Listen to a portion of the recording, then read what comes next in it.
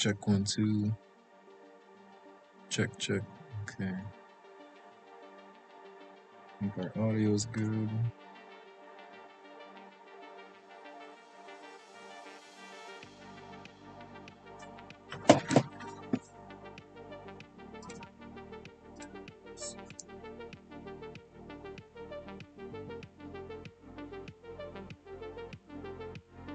All right. Yeah, we're good.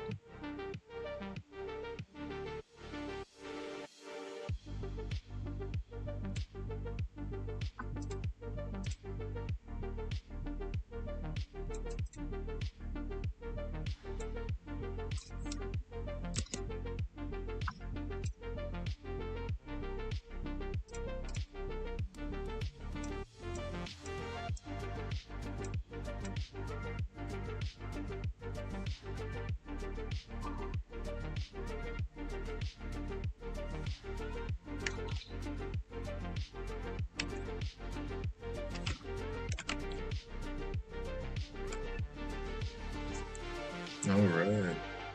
We're going to get started here. I know I started a little bit late.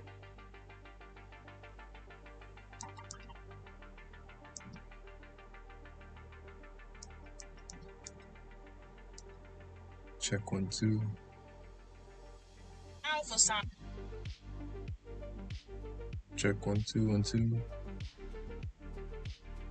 I'm not getting any audio.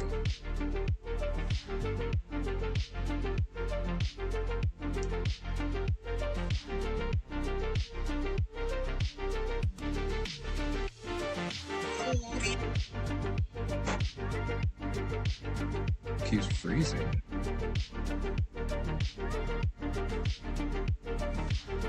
Can y'all hear me? Give me a 1 in the chat if you can hear me.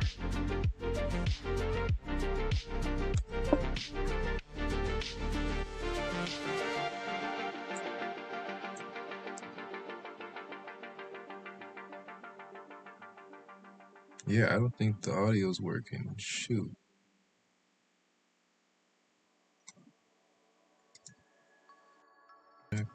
Check 1 2.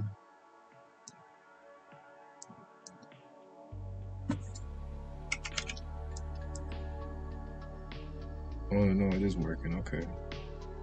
It's just on TikTok it's slow. Okay.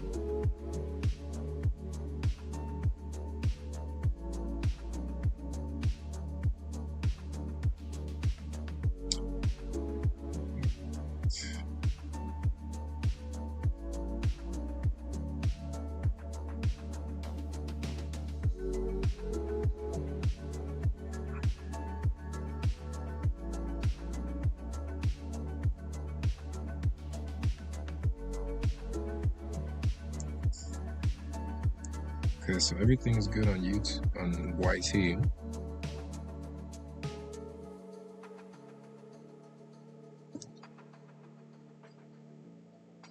Check 1 2 1 2. Check 1 2. Okay, so everything is good on YouTube, on YT. Oh yeah, everything is great. Okay, so everything is looking good now. I know everything is running smoothly. It's just my own connection on TikTok over here that's struggling. So, at least I know it's all working. Okay, cool. So tap that screen, y'all. Let's get going. We're gonna be doing this free educational live stream here for people who are interested, you know, about all this Web3 stuff, right?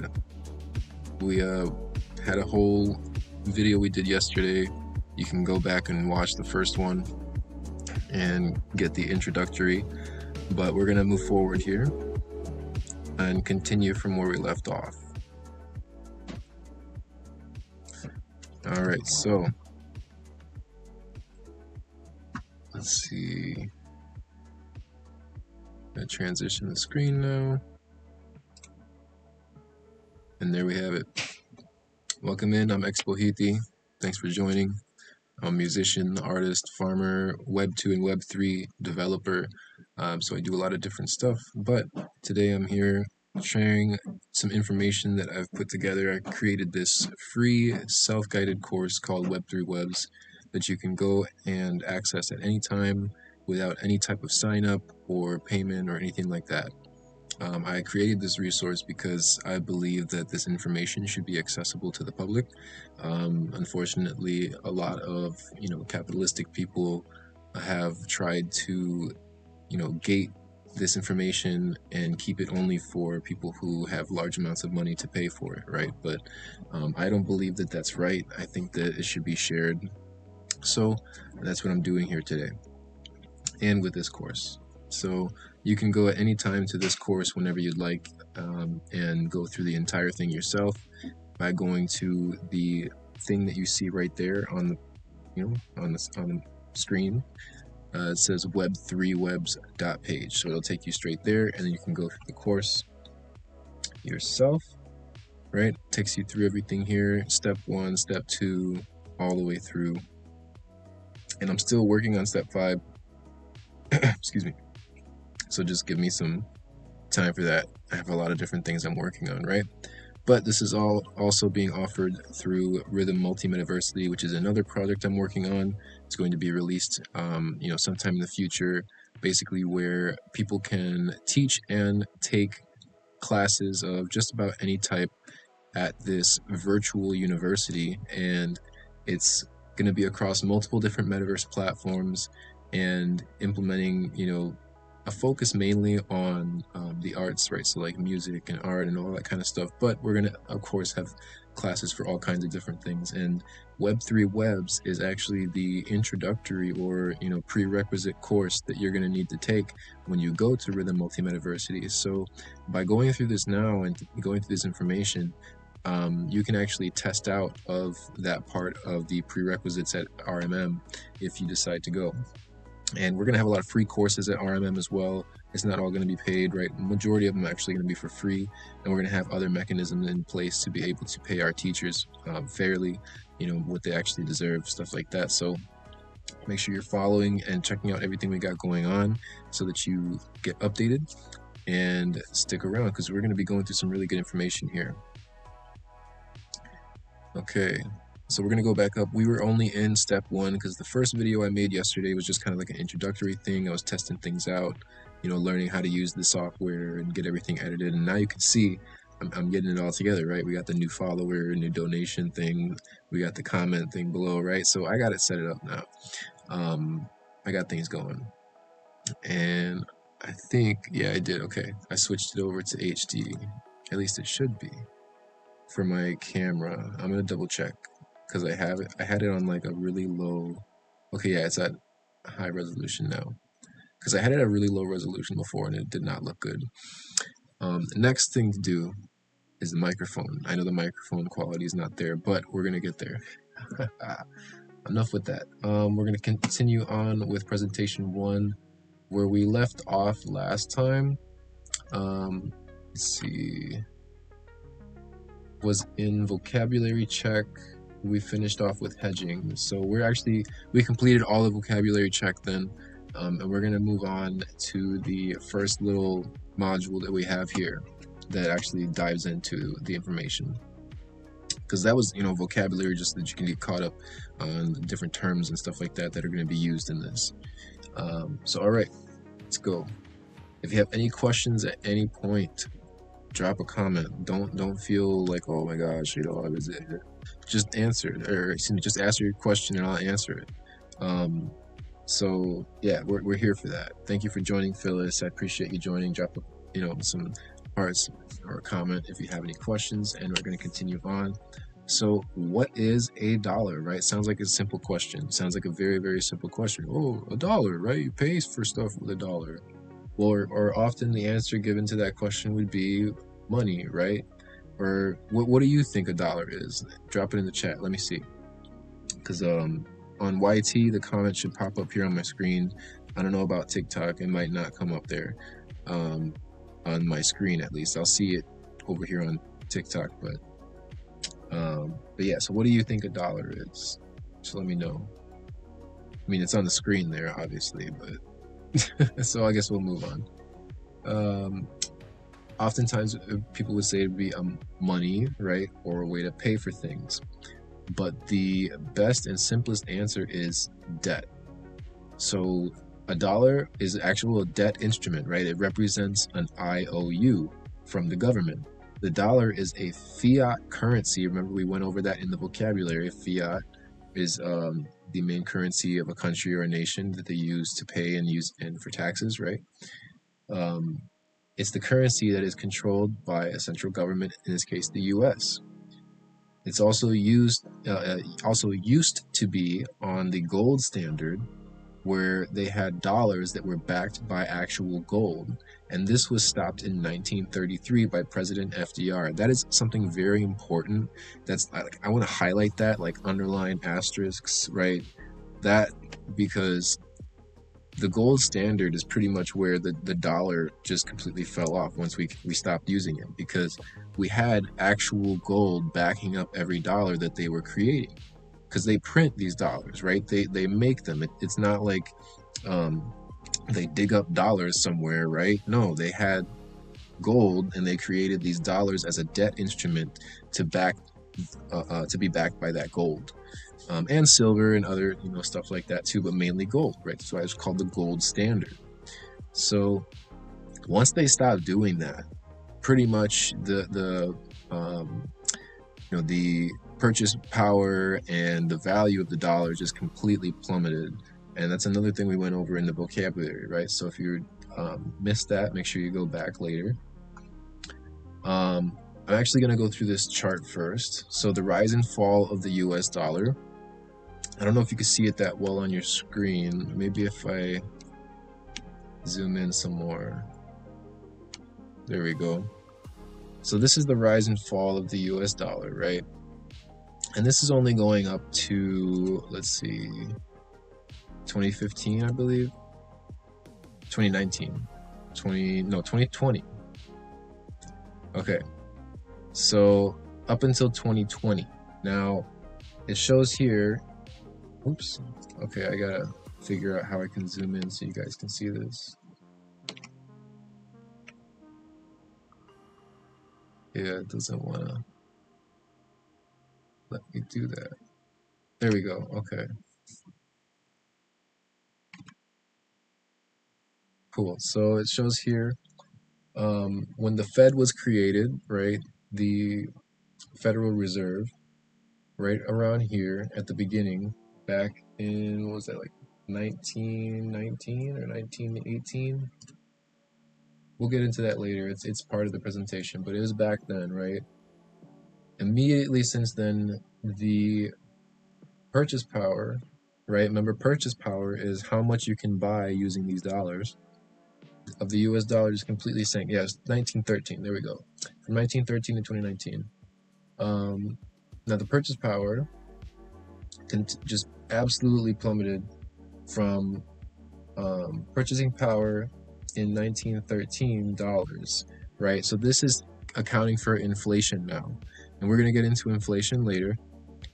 But basically, the value of money back then was about $100 to the dollar, right?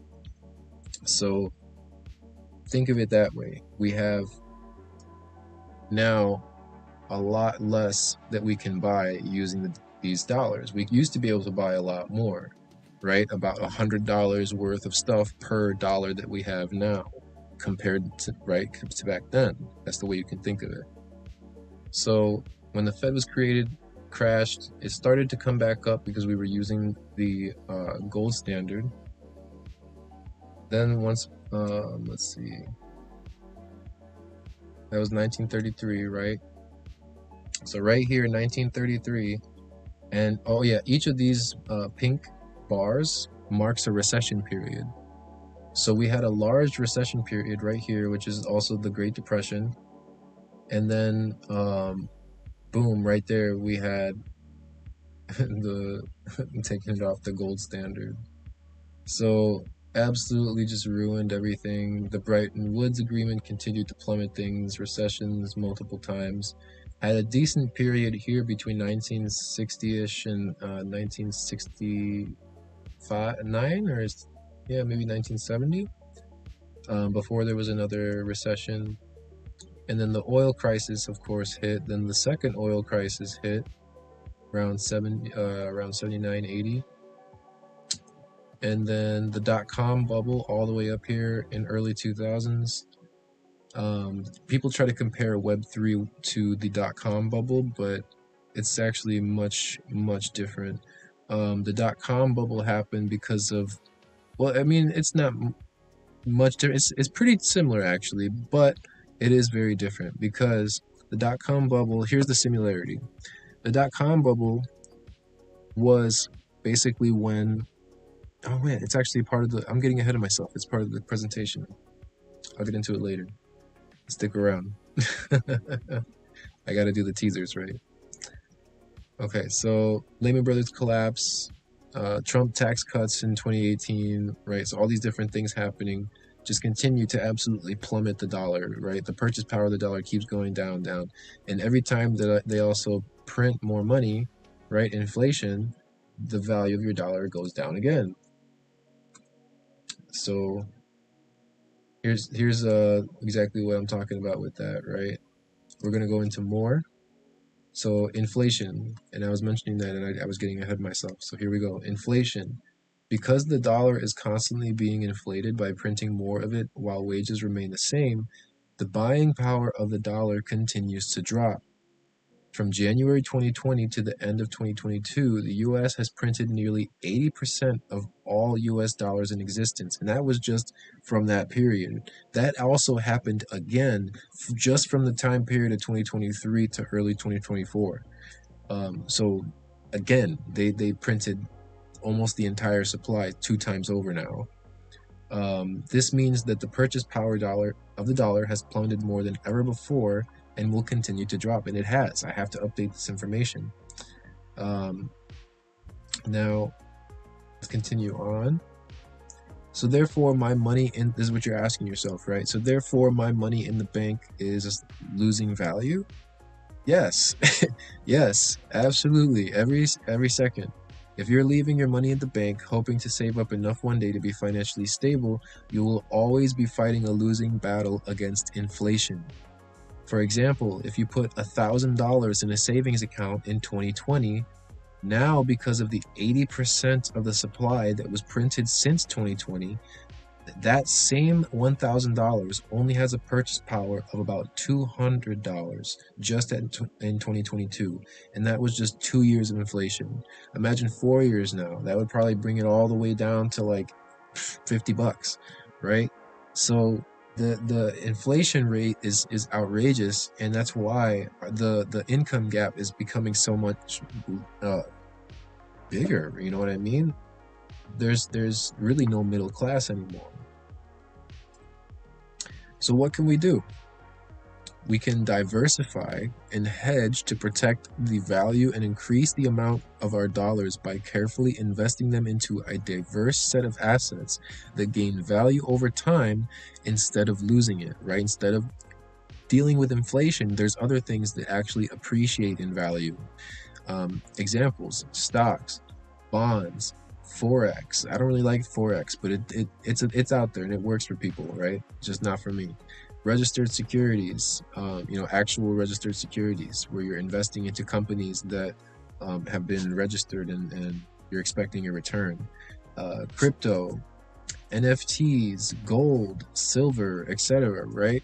All these different things are different assets that you can invest in that will, well, not all of them, right? You have to be careful what you invest into and when, but they have more of a potential to increase in value rather than fighting inflation the entire time. And that's where, all of this different stuff that we have in the presentation comes into play as well.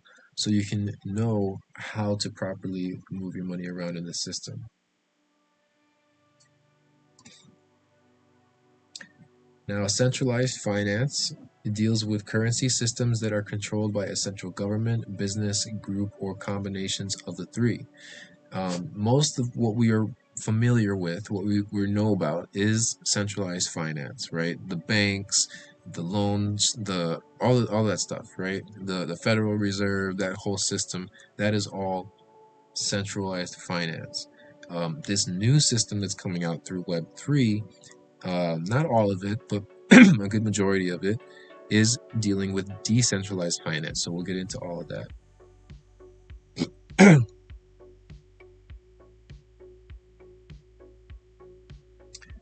Oh my gosh. Is my live stream even working? Has it transitioned, or am I just like talking to nobody here? What the heck? Am I live? It says I'm live, 21 minutes. Yo, my phone is bugging. What the heck? Okay, no, it's working. That was so weird. Why is it skipping so much like that? Is it skipping for you guys? Can you hear me clearly? Is it?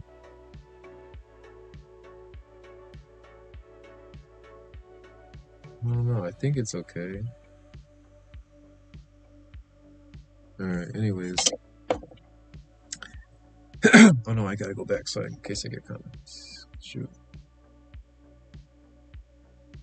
Oh man, I might have been getting comments the whole time. It still says starting soon on... What the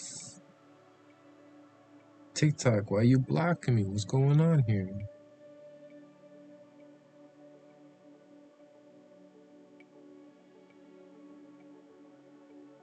Hold on, yo. I gotta get this figured out. Yeah, it still says starting soon. That's so weird. It's like I never even started getting into all this, and I've been streaming for 20 minutes now. That's wild. TikTok, what are you doing? Like, come on, yo. Jeez.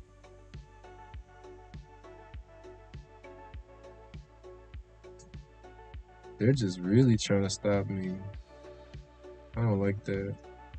I don't like that one bit. Alright, I'm just gonna keep on going anyways though, because we're still recording here on YouTube. So whatever, TikTok wants to be the way it wants to be, that's okay. We're still recording on the other platform, which is exactly why I did this. Exactly why I did this. Yo, like TikTok, I don't know what they're doing, but they're really screwing up. Like they're really screwing up. You know, a lot of creators are just fed up, and that includes me. So yeah, y'all can, you know, keep delaying my streams and suppressing my content, but I'm gonna go post on other platforms and I'm still gonna get viewers there, so I guess you guys want to be the bad guys that, you know, once I get popular, you're gonna come back to me. Oh, come on, let's make deals, Expo Heedy. But, ooh, you guys suppressed my content. Oh well. Alright, we're gonna keep on going, y'all, because we're still here on YouTube. If you're watching and got any questions, drop a comment. We're just gonna keep on going through. We're almost at the end here. I'm only gonna be going for about 15 more minutes. We're only doing about 30 minutes a day of actual like going through this stuff. So, all right. Centralized finance deals with currency, blah blah blah, right? All that stuff. We did that. Okay, banks. So oftentimes, people think of banks. Oops. Okay, I'm gonna zoom out a little bit just so I can see everything. Okay. Oftentimes, people think of banks as just a place to secure their funds and to get standard loans, credit cards, and mortgages. However, banks act as an intermediary between the federal financial institutions and the public and are in fact for-profit corporations. That's like completely legit. They're for-profit corporations. Okay, they're not a public service. They're not here to help you. They're here to make a profit, right? Banks take money that take the money that you give them and use it to make more money by lending it out to their other clients, oftentimes businesses, and by investing it into securities. Then banks capture all the returns from the loans and investments and pay you at most 1% APY, or annual percentage yield, right, for a student savings account, which isn't even enough to keep up with inflation, right? Inflation, we already showed you how much inflation is. That's not even close to keeping up with it. So as the economy continues to go into a recession, more and more banks have been closing and have been absorbed by larger banks and are increasingly becoming a less and less secure place to save your funds. There's been so many cases now of people who have had, been banking with a certain bank for years, right? Sometimes their entire life. They have their life savings in there, and then the bank closes down and they have no way to give them their money. They went solvent, or so insolvent, so they lost all their money. They went bankrupt, and oh, sorry, we have no way to give you any money, or your account's just gone. That's it, and there's nothing you can do. That's it. The FDIC insured, right? But what happens when the bank shuts down? There's no insurance for that. So yeah. The problem with banks, we're going to continue on. Banks are supposed to responsibly manage the assets of their clients and make sure to keep enough cash to handle withdrawals. However, banks often over leverage the assets on their book and lend out more than they're supposed to, leading to insolvency, which we just talked about, which means they don't have enough assets to cover their debt. That sometimes leads to bank closures, but in the past, it's been common practice in the U.S. government to bail out the banks and wipe their debt, basically, and provide them more liquidity in the time of crisis. And that's happened time and time again, right? The housing crash, it's been multiple times already, but they haven't been doing that as much now because really the economy is at such a bad point that they can't even bail the banks out because that will crash the whole entire economy too. So they're kind of just letting capitalism take over, right, and let the fittest take over. But that's now we're just going to end up with monopolies even worse than we had before. We already know the big banks that are out there, right? JP Morgan Chase and Bank of America, blah, blah, blah, right? Um, Now, these are going to further consolidate the banks, the small little mom and pop banks, the credit unions, right? All these different things are shutting down and they're consolidating into these larger banks or even getting bought out. So that's what's happening now rather than them bailing them out. Um, and for example, the 2008 housing crash, which I just mentioned, but recently we have seen that because the US debt ceiling can't be raised any further, which is what I was just talking about, and the shift is being made to fully digital currencies, many banks have been closing without being bailed out. And that's important too. They're making a shift to fully digital currencies. That's true of all cases, right? Governments across the world have already begun to implement digital currency standards and policies and starting to pass laws that deal with this because it's really starting to take over and they're seeing how everything is shifting towards this. Now digital banking, as technology has continued to evolve at a rapid pace, the financial world has started taking more of an interest and is shifting to mostly or fully digital operations. Because of the creation of blockchain and other distributed ledger technologies, or DLT, it is now easier for this to be possible. Banks and financial institutions are shutting down a large percentage of their physical locations and switching to digital access through computers, phones, and eventually extended reality technology like VR and AR, or virtual reality and augmented reality. And that's already starting to happen. Um, CBDCs, this is what I was talking about with the government actually implementing some of these digital technology and digital ledger technology and financial digital systems. CBDCs, or central bank digital currencies, are best described as this analogy. Matter is to antimatter as crypto is to CBDs. Right? Matter and antimatter, both the polar opposites, right? If you're into physics and science and stuff, complete opposites, right? One will destroy the other, right? Crypto and CBDCs, complete opposites. Crypto itself is based in oh wait, why am I what I mean I can go off of myself too. So crypto itself is based in a more open source, right? Not focused on centralized systems. It's decentralized to an extent, and CBDCs are highly centralized. So it basically just means the CBDCs are like the similar opposite of crypto, right? They're something similar, but they're complete opposites in the way that they function and what they produce. So while CBDCs are, yes, digital currencies using a distributed ledger technology, they are the opposite to crypto in the same that they are highly centralized and provide the central bank issuing the currency the ability to completely control the funds that you receive, even if they are in an account that you own. I want to underline that part too. The central bank issuing the currency has the ability to completely control the funds that you receive, even if they're in an account that you own. Now, they have that ability to an extent now with debit and credit accounts, but not to the full extent as they will now. It's basically programmable money that allows them to determine how you spend your funds, what stores or places you spend, and how long you have to spend it before it becomes worthless, or even remove it from your account for anything that they decide is a valid reason. And with these social credit scores starting to come out now and all these different things and people getting in trouble for all kinds of stuff, this is going to really start to mess with some people. Because if all of your money is stuck within the centralized system, you are completely dependent on them. So now, lenders, creditors, and debtors. Simple stuff, right? Lenders are individuals, institutions, or entities that provide money or resources to another party with the expectation of repayment. They could be banks, financial institutions, or even individuals lending money to someone else, right? Super simple, right? And move on. Creditors.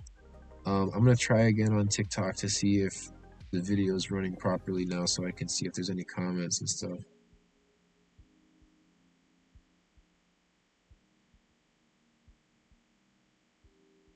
Wow, yeah, it's not working. Okay.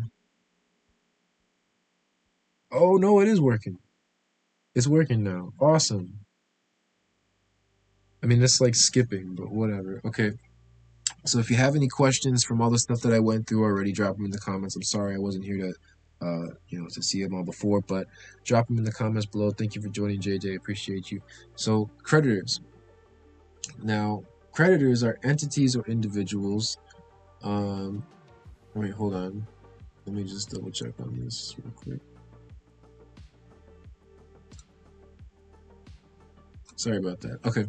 So back to this. So creditors are entities or individuals to whom money is owed when someone borrows money or receives goods or services with the promise to pay later.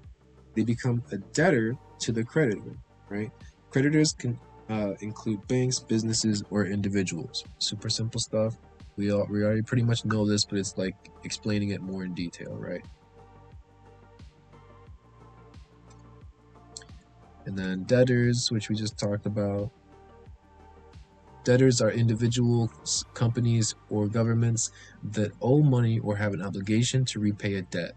They have borrowed money, received goods or services, or incurred some financial obligation that needs to be settled at a later date.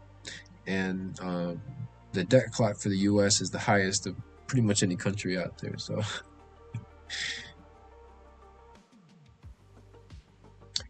all right, moving on to the SEC. The U.S. Securities and Exchange Commission is an independent federal government regulatory agency responsible for protecting investors, maintaining fair and orderly functioning of the securities markets, and facilitating capital information. So basically, they're supposed to manage the higher functions of the economy, right? The financial systems. They're created by the U.S. Congress in 1934 as the first federal regulator of the securities markets. Uh, Promotes full public disclosure and monitors corporate takeover actions in the United States. Are currently involved in a case against Ripple, which I talked about in the last episode, the creators of a crypto known as XRP, to determine if they were selling unregistered securities. And I went over that in the last one, like I mentioned. So you can go back later. The Federal Reserve. is responsible for keeping the economy stable by managing the supply of money in circulation. In theory, they are supposed to keep inflation and employment rates stable, but as we've seen, in practice, it has not been the case. All right, moving on. Department of the Treasury. The U.S. Department of the Treasury is in charge of managing the country's money. It handles things like making sure there's enough cash, dealing with the national debt, and overseeing financial rules. The Treasury also runs programs like collecting taxes and distributing government money. During economic ups and downs, it takes steps to keep the economy stable, like issuing bonds or using financial policies. Basically, it's the hub for all things money related in the United States, working to keep the economy healthy. And all these things are supposed to work in unison to keep the economy stable. The IMF is the International Monetary Fund. This is on a larger scale now. Helps promote global economic stability and growth, and it was established in 1944 and is headquartered in Washington, D.C., even though it is a global thing. The primary purpose of the IMF is to provide financial assistance and policy advice to member countries facing economic difficulties, such as balance of payment problems or currency crises. And it's supposed to be, but in most cases, actually the IMF has caused more harm than they've helped, and you can do your research on that. So more on the IMF. Countries that are members of the IMF contribute funds to create a pool of resources that can be, in theory, can be used to assist member countries in need. The IMF also monitors the global economy, offers economic analysis and policy advice, and provides a forum for member countries to cooperate on international monetary issues. And I guarantee you that at some point they're going to have a large discussion on these digital currencies in an IMF conference. They've already been having tons of them in the United States and across the world in other countries, but I'm sure we'll get to that point. So, all right, y'all, we got through a good portion of it now. We're already at about 30 minutes of going through the presentation, so I want to end it here. Thank you for joining and hanging out with me and going through this and educating yourself on these new things that are coming out, because it's very important. The world is changing very quickly with technology, and these are the systems that the technology is running on. It's moving towards, right? The different stages of the internet, right? This is the next stage. So I highly encourage you to continue through the presentations on your own if you have the time, and come back with some questions next time. We're going to be back here again tomorrow at 3 p.m. Central Time, around 3 p.m. I'm trying to do it on time. It's just I got a lot of different things that I'm doing, and I'm setting all this stuff up, right? Getting all of the frames ready and making sure I have the content prepared. So I'm making sure that everything is done properly, and I want to make sure that I have it structured. So I appreciate your patience with that, and make sure you're liking the video, share it with some friends, follow the page if you haven't already, and the scrolling text that we have over there too, or over there we go, the scrolling text that we have over there, make sure you go and check all that stuff out. Go to the website Web3Webs.page and see all of the different stuff that we have there for the different steps. And let me know if you have any questions. You can send it into our DMs or just come back next time. So I'm Exbohiti. Again, I'm a musician, artist, farmer, Web2 and Web3 developer. I do a whole lot of different stuff, but providing this free resource to help people access this information that I find is very, very important. So thanks again for being here, and I'll see you tomorrow. I need to get like a little ending screen.